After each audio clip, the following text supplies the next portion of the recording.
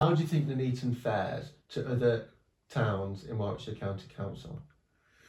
Yeah, good question. I've always felt that we're a long way away from where that council is. Unfortunately, when you think about a direct line between here and there, you've got Coventry in between it that's not even in the same council.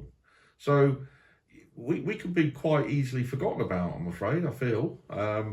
You look at the lovely towns such as Kenilworth and Warwick and Leamington Spa, Stratford itself.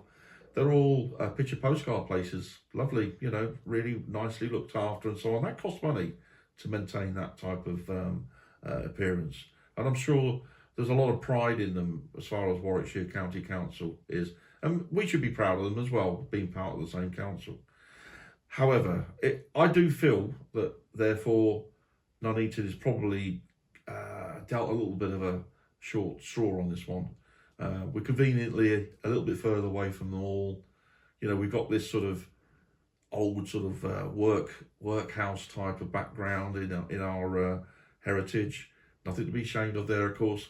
But whether or not there's a belief that the funding into Nuneaton should be as good as the funding into the towns I mentioned is the question that has to be asked. I don't know the answer. I will find out that answer. Then two things can be done.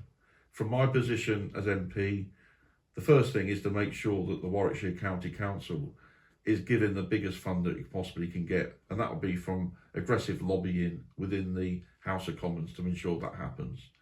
Second thing would be, once that has been secured and agreed, that the Lights of Nuneaton gets its fair share, and it's done fairly.